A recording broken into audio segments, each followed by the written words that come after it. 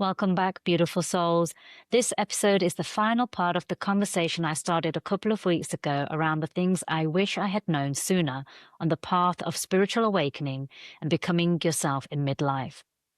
Last week, we explored the rules we inherit, the rules around what we should want, how we should work, how women are expected to behave, the power of softness and working rhythmically and listening to the wisdom of the body. So today we're moving into what happens when you actually start living from that truth. Confidence, visibility, finding your tribe, and not everyone coming with you, and learning not to shrink the dreams that are truly yours. So if last week was about seeing the rules, this week is about what happens when you begin to live beyond them. Let's continue this conversation. Welcome to Higher Self Mastery, the podcast for women ready to leave behind who they were told to be and remember who they truly are. I'm your host, Dharmi Schumacher. This is your space to come home to yourself, to honor the inner pull for more truth and more depth, and more meaning as you enter a new chapter of your life. Together, we're reframing midlife crisis into the midlife magic that it actually is, because this is your rebirth. Through soulful conversations and spiritual tools, you'll reconnect to your truth and reclaim your voice and live the life that your soul came here for. So let's begin. So point number 6 is confidence is built through action. This was a big one for me, especially starting my own business in a completely new field from what I'd previously done, professionally at least. But this is applicable irrespective of whether you're a business owner or not, and in all areas of your life. I think running your own business and being an entrepreneur just really brings it to the surface and really, really highlights it. And this is that you'll never, ever really, truly feel ready. Not honestly. And you can waste away your time. You can wait and wait and wait. Just get this next bit of training. Just get this next little bit of skill set here. I'll just finish this off here. Or I'll wait until my children have finished their secondary school education and then I'll get started. Or I'll just wait until my husband or my partner's got their promotion at work and then I'll get started. There's this constant delaying and putting off and putting off and putting off. But really what's underneath this is that you lack the certainty within yourself to take that next bold step. And it doesn't really have to do with all of those things on the outside. We say that it has. We convince ourselves that's what it's about. Those are the logical reasons that we tell ourselves, convince ourselves are the reasons that we have put things on hold or pressed pause. Or when I've got this much money, or when I'm this age, whatever it is. But the truth is you're waiting to feel ready. The amount of times that I have put things off, waiting to feel ready. Now, from my experience, what I've learned is that feeling never comes. It doesn't exist. It can exist, but not usually with anything new. Where it does begin to exist is when we take those first steps, wobbling, shaking, with sweaty palms, with doubt, with fear, with anxiety, but you take those steps anyway because it lights you up and all of the downloads you're getting from your higher self is saying, this is the path to move forward in, this is the path to move forward in. But you're like, I don't know how. I don't know if I can. It's just like, no, this is the way to go. And one way or another, you just take one little step.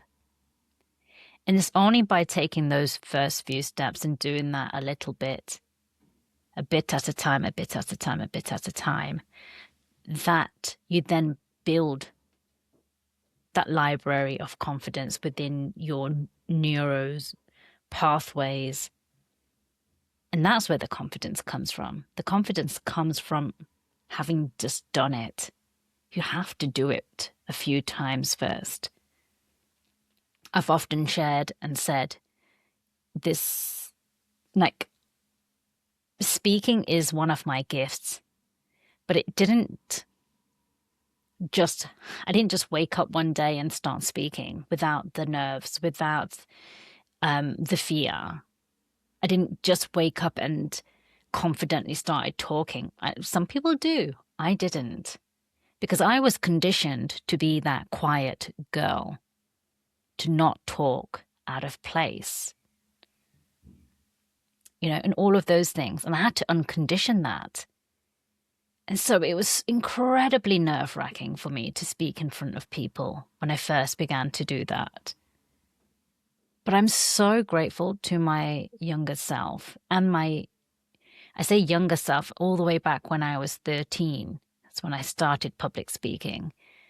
But even up until my 40s, when I started this business and I started doing those Facebook Lives, and then I started doing the live webinars, and then my first in-person on stage talks and workshops, like each and every time it was a new thing, there have been nerves and I have not felt ready. But after I've done it a few times, I'm like, yeah, what was I worried about? Okay, great.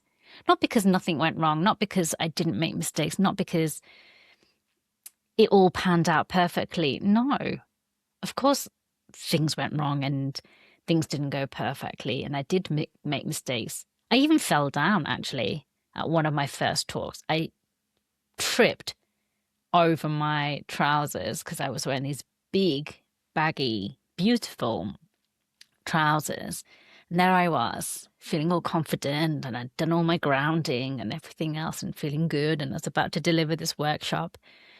And I just went, bam, I tripped. Face planted the floor, grazed my knee, and I was just like, oh, okay. And that in that moment, instantly, I was just like, okay, I was feeling a little bit over cocky and a little overconfident. I just felt like that was a little nudge from the universe to say, let's just bring you down a pedestal here, Dharmi. Right? And a lot of the people that came to my workshop were there when I was walking to the workshop, and they were there and they watched me fall over and all the rest of it. And I was just like, okay, just needed to be humbled a little bit there. And then I delivered my workshop with a bloody knee. And, I mean, can it get worse than that? I don't know, possibly, but that's pretty bad, right? But it didn't discourage me. I didn't finish the workshop and say, oh my gosh, that was the worst one. I'm never going to do it again. And now I've lost all my confidence. No, it went really well. It was really good, and it was strong, and the delivery was strong, and what I had to say and shared was really strong, and people took a lot away from it.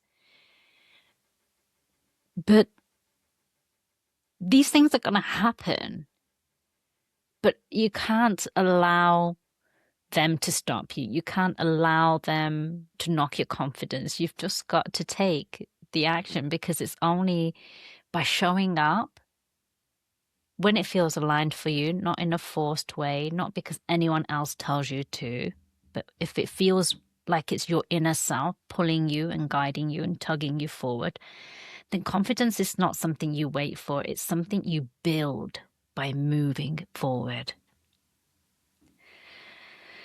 Okay. Another one, which is also about being able to just show up and take action as well. So this is point 7, and that is nobody actually cares as much as you think. This was something I also had to learn. Again, if you're an entrepreneur or you have any kind of business or even a personal brand and you're on social media, but even if you're not, this is still, most people will have a social media platform, at least one, right? And whether you use it a lot and post on it regularly or you don't and you avoid it, this will apply to you. And this applies in one-to-one, in-person situations, social situations too, or at work as well. When you're standing in front of the boardroom and you have to deliver a presentation, or at school, right? When you're dropping off the kids with other parents. So all areas of life. And this is that as humans, we are very self-centered individuals. Each and every one of us. We think about ourselves more than we think about other people. So with that in mind, when we're worried about what other people might think of us, how you look, what you're wearing, how you spoke, how you showed up, what your speech was like, what your delivery was like, what your workshop was like, what your presentation was like, how funny you were, how clever you were, how friendly you were, all of those things. Nobody actually really gives a toss, because in their own heads, they're thinking about themselves more than they're thinking about you. Now think about this for a minute. And when the penny drops and when you'll get it, you'll be like, oh my gosh, that's so true. You're constantly worried about how people are going to perceive you, especially if you have social anxiety or feel like you're more of an introvert and just generally feel uncomfortable around other people, or whether it is online and you fear the visibility. Now, 100%, there may be some, probably for all of us at some stage, just simply having gone through childhood and adolescence and gone through the schooling system as well, we may have some small letter T trauma where maybe we said something in the classroom when we were younger, or something happened in the playground and some other child, because they've got their own trauma going on and their way of coping and managing is to bully and pinpoint and put the focus and attention negatively on other people, singled you out and called you a name. And then this name calling stuck, right? For whatever reason, even if the incident was so small and insignificant, it could just be that there was nothing better to laugh about that day. And this person pointed it out, and now everybody else is jumped on board, and that name stuck with you for the rest of the year or the rest of the school, right? Maybe it's something you said when you put your hand up in class and you gave a wrong answer. Maybe it was even the teacher who might have ridiculed you, because it does happen. So in those situations, when that happens when we're children, we do tend to carry that forward. It goes into that you're so impressionable that it will then become a neuro pathway, and it becomes, our brain tells us that we can't be seen, we can't have people's attention on us, we cannot be visible, because that puts us in danger. And there is a very, very real link back to survival from when we lived back in caves. So it is rooted in your amygdala. This isn't as straightforward. What I'm saying about not caring what other people think and other people not caring caring as much about what how you show up as you realize or you might think. Yes, that's true, but it is also rooted in your survival mode, right? So it is one of those ones that we all are victim of, because it's in our biology, but it absolutely needs to be put into the correct context these days, especially as adults, and especially that we don't live in caves, right? We're not going to be singled out from a group of gay cave people and then be left out of the cave to fend for ourselves, which is going to lead to us being gobbled up by whatever prehistoric creature is out there, right? Because there's no way you would have survived on your own in that age. But that is not what we're talking about here. But that part of our brain still operates in that way. And we walk into a room and we're thinking, do I look okay? Have I worn the right clothes? Am I smart enough? Have I ironed my pants properly enough? Or have I done this? Have I done that? Is my hair okay? Right? And think about that for a moment. When you go somewhere, especially when it's something special, right? Maybe it's a birthday party or a wedding, or most recently I went to a graduation. And these things where you're just like, okay, I'm just going to pay a little bit more attention, right? And I'll use myself as an example. Some of the things that I've done in the past, I'll make sure, if I can, I'll book myself in for an appointment to get my eyebrows threaded so they're all neat and tidy. Make sure my hair's a little, tidier. I've spent a little bit more time fixing my hair. Same with my makeup. Make sure I've got some nice clothes laid out and I've ironed them properly. I'll even go and paint my nails. All those little details, make sure I've got nice shoes on, my shoes have been cleaned, all of those little things. Now, of course, I'm giving the example of physical appearance here, but this is not exclusive to that. And there is the side of physical appearance where it can just make you feel better in yourself. So you carry yourself and you walk with greater confidence, and all of that is a very positive side effect of doing those things.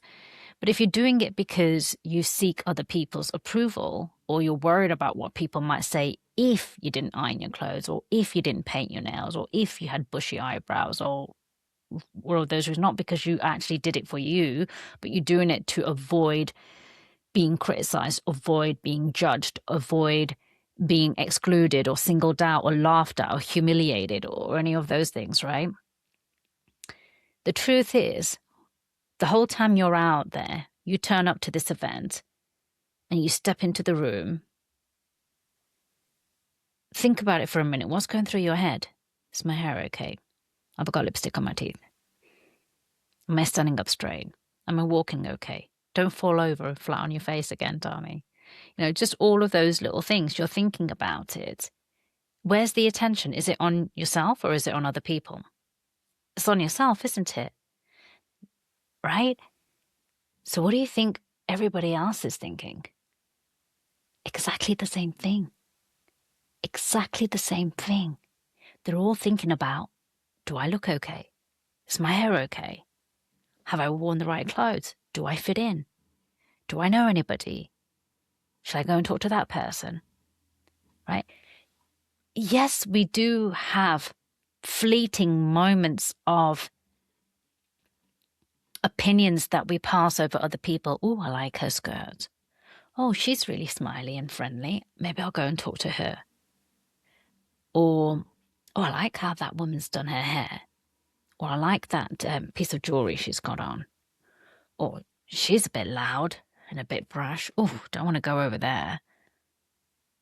Whatever it is, we do have those opinions as well, right? Absolutely we do. We're meaning-making machines. We pass judgment all the time. But in comparison to how much we're thinking about ourselves, it doesn't even weigh up. And it's unlikely that you're going to remember those little things about those other people. They're just observations. They're just small little judgments that don't stick, that carry no real weight. And so it's the same is true for other people. They're not really looking at you. They're not really thinking anything about you. They really couldn't care because they're just thinking about themselves. So the next time you need to stand up in front of all of your colleagues and deliver a presentation, the next time you need to walk into a room of people that you don't know and introduce yourself, the next time you need to do a live video online for your product or service or your personal brand, whatever it is, keep that in mind. Nobody really cares, honestly. And even if they do, let them have their opinion. How does that impact your survival? How does it impact your growth? It doesn't. It really doesn't. And remember that you're not a child in the playground anymore. So you're not going to be isolated. You're not going to lose friends. We've got to disconnect from those old wounds because this isn't a matter of survival. So don't seek external approval. Do what you need to do because no one really cares. Just be yourself. Be unapologetically yourself. All right, and this final section now is about not shrinking and putting the right support systems in place to help you really, truly embody what you're learning about yourself. You're understanding what hasn't worked for you. You're understanding and learning how it's showing up for you so you can recognize the patterns. You're understanding how to take those action steps, how to bring those desires, those wishes out of your head and into your actual reality, into your world. And now this is about how to get that extra support as well and what to do to strengthen this journey for you. So number 8 is find your tribe. Quite simply, that's all it is. Just find your tribe. Find a group of people that are on a similar journey to you. Whether that's sisters, girlfriends, community. Find a group of people that are like-minded. You don't have to agree on everything. You don't have to love everything about each other. But there has to be this common, shared pursuit. Because you'll need their support. When we begin to awaken,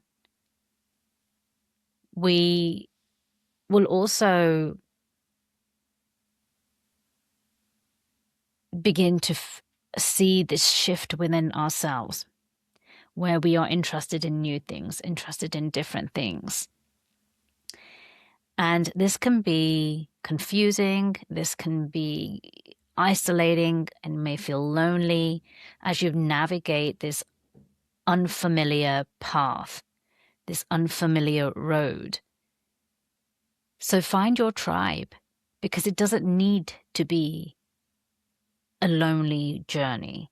You don't need to do this on your own. And to be honest, your chances of greater success are when you do this as a group, as when you do this as a collective.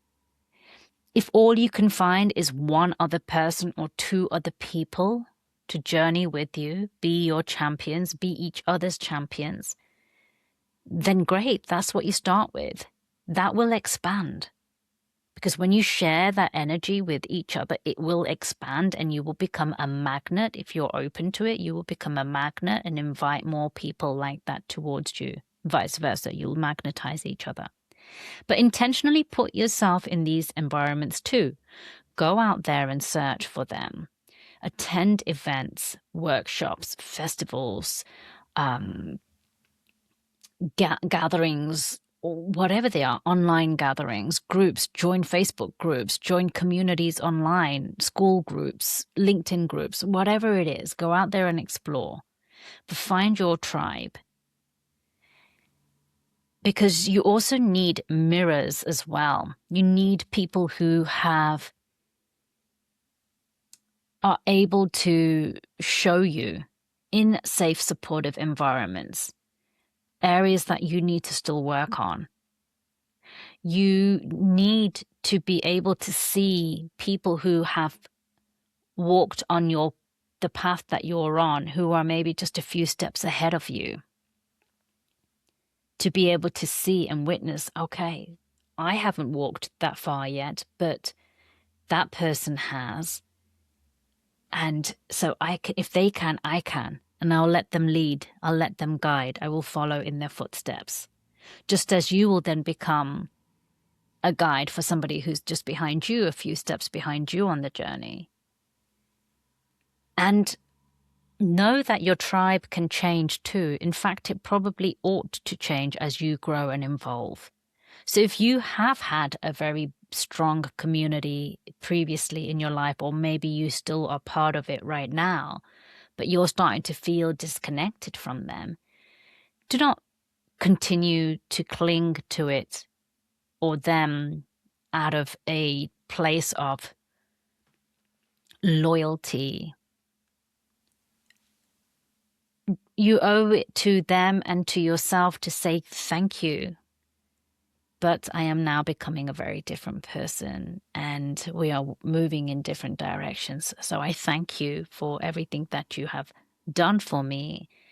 And now it's time for me to move away and move to a different place in a different direction with a different group of people.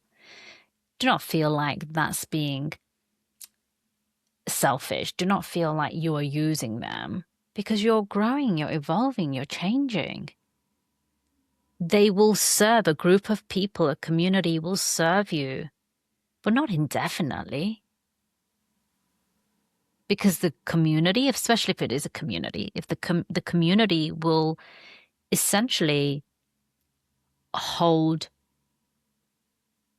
a core essence about it, which will stay pretty stable. And so new people will come who need that. But then as you grow and evolve, you'll probably want to leave because you're then ready for the next.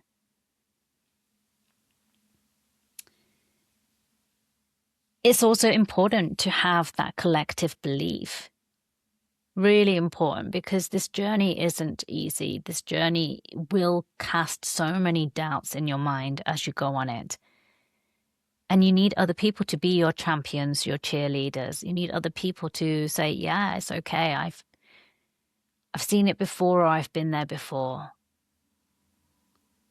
And I believe in you. I know you can do it. I can see you for who you are. I can see that you're much braver and much more courageous than maybe you can see. You don't need everyone to understand you, but you do need a few people who can walk beside you. So find your tribe. Point 9, not everyone will come with you. So as you go on this journey, if you haven't already noticed, you'll begin to feel a disconnection to certain people in your life. Maybe the disconnection's been there for a long time, but now you're better able to understand why, what it is, and that you need to sever it. Because you're growing and changing and evolving and your identity is shifting does not mean, and you feel good about it, does not mean everyone else is going to be a cheerleader for you to make these changes. Even people that you love, even people that are close to you, that could be your parents, your siblings, your partner, your children, your best friend, and everyone else too. Hopefully not all of them. Hopefully some of them will be rooting for you to change, if that is what you desire. But they have their own motives, whether they realize it or not, for you to stay the same. It benefits them.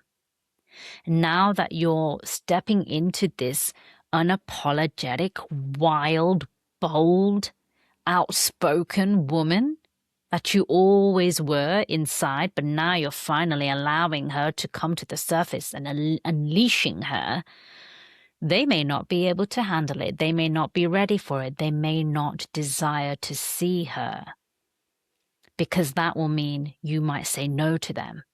That will mean maybe you are not always available for them and waiting and willing to do anything and everything that they need or when they wanted you to, like you previously did. That also means you're not predictable, agreeable, or useful to them. There's so many reasons why you will get pushback from people in your life, loved ones in your life, not to grow and change and evolve, because it doesn't serve them. It serves you. And that is such a big distinction. It is not a reason to stop. This is where you have to ultimately put yourself first, perhaps for the first time in your life, and say, okay, I get it. I know you don't like it. I know this is not comfortable, and I know you didn't choose this when we met, or if it's your children or your siblings, for the last 20 years, the 30 years, this is how things have always been, and I know that's what you've just gotten used to. So you might not understand why there's this shift and what's happening right now. However, if you love me, then you will come along for the ride and support me, even if that's from afar. And if you cannot do that, then I lovingly let you go. And you have to let these people go, because they will try and hold you back. They will try and pull you back.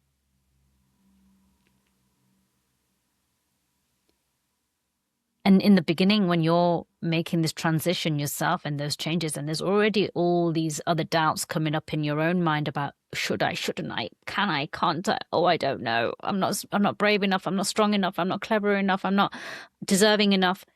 All of those things are coming up in your mind. When you've got one of these people holding onto you, clinging onto you, and pulling you down like dead weight, that makes it so much easier for you to just turn around and go, oh, look, even they think it too. Maybe I won't. All right, I'm just going to give up. That's where the community becomes so important, because you've got this, it's like the good devil and the bad devil on your shoulder. And that new tribe, the new community, is the one that's going to pull you forward and say, you got this, you can do this. And some of these old relations that you've got in your life that don't want this change for you, for them, are going to keep trying to pull you back. And the ones that are going to want to hang around and do deeply love you, not, and I say all this, right? It's not because they're bad people. We all do it. We all do it, right? But the ones that truly love you, at some point they will come to accept that you need to do this for yourself. And they'll either come along and support you, or they'll let you go and just say, all right, I get it. I get what you're doing, and I can see how it's good for you. And I can see that this is the journey and the path that you need to go on. Cannot keep betraying yourself to avoid disappointing other people. You have to put down those boundaries. You have to stop seeking approval from outside, from other people. You have to know within yourself that what you are doing is for yourself and is the right choice for you, irrespective of what everybody around you says.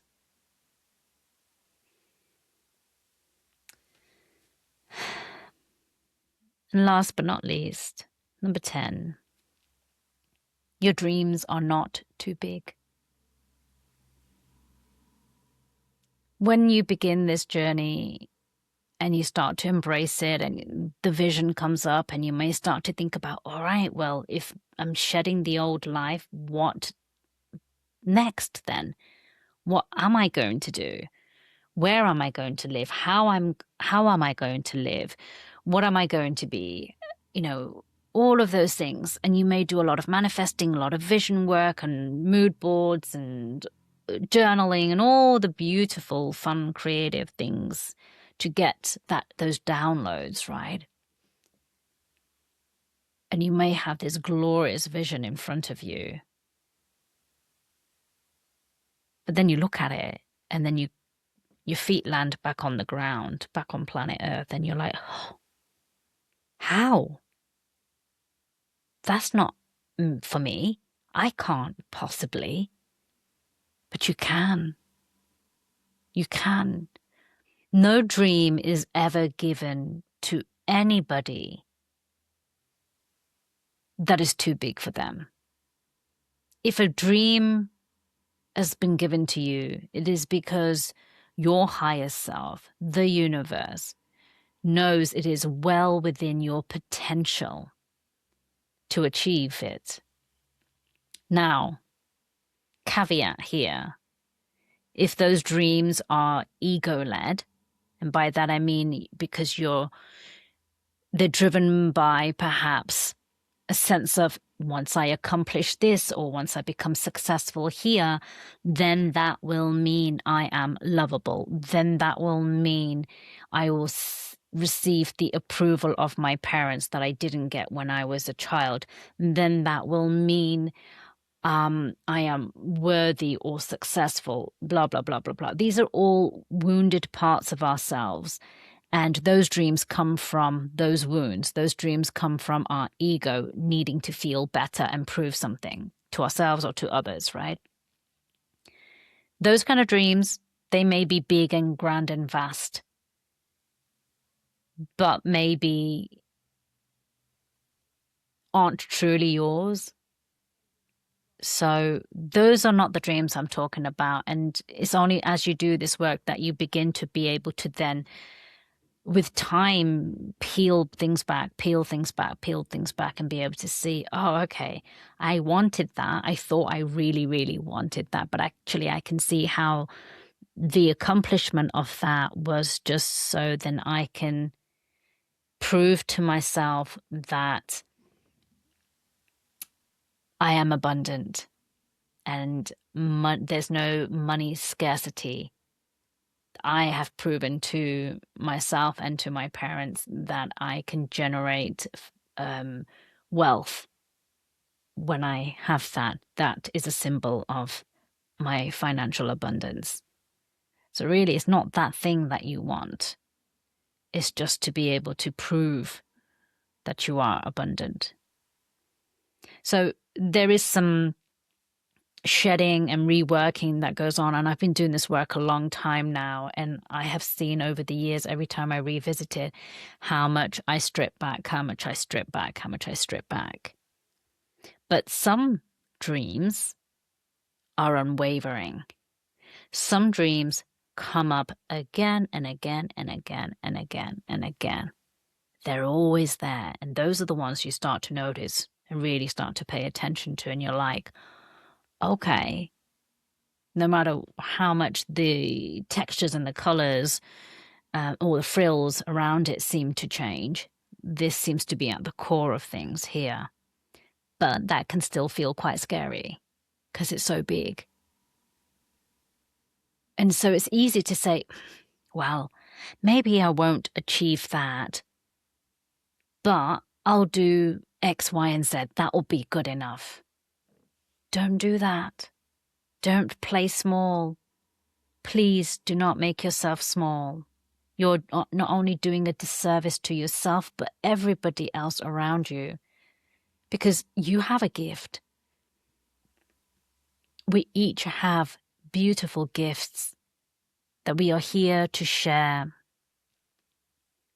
that are unique to you.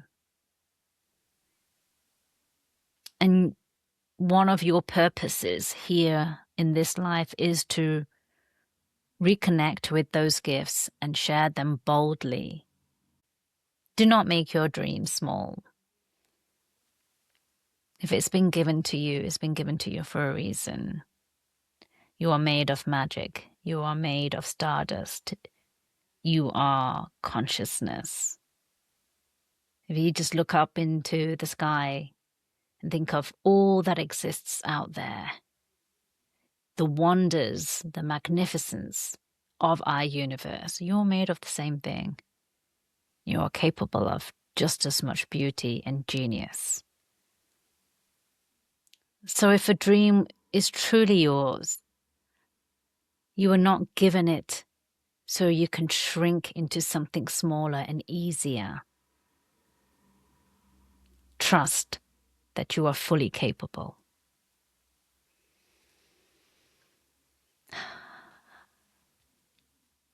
Those are my 10 points to help you to better embody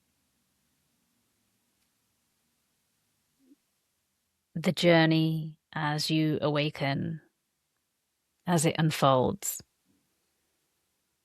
And if there's one thing that you take away from this episode, is that I want you to understand there is no template for the woman that you're becoming.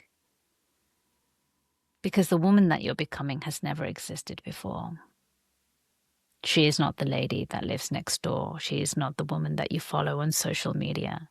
She is not the old version of you.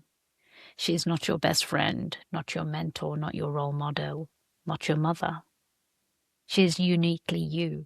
And even you don't know who she is. So there is no template. You have to figure it out and make it up as you go along. But at the same time, inside, as long as you follow, stay true to that North Star, that inner guiding compass, you will not go off on the wrong track. So stop trying to squeeze her into old rules, old roles, old rhythms or ideas that were never yours to begin with. Let the new you emerge. Let her surprise you. Let her be wild, be free, brave and soft, loud and quiet, freer and slower, truthful and honest. If this episode speaks to you, please do share it with one woman who is learning to become herself in her midlife season. And if you haven't listened to part 1 yet already, please do go back. 10 things that I wish I knew as I began my spiritual awakening, because that will really give you the foundations for this deeper conversation. Thank you so much, and I'll see you again soon.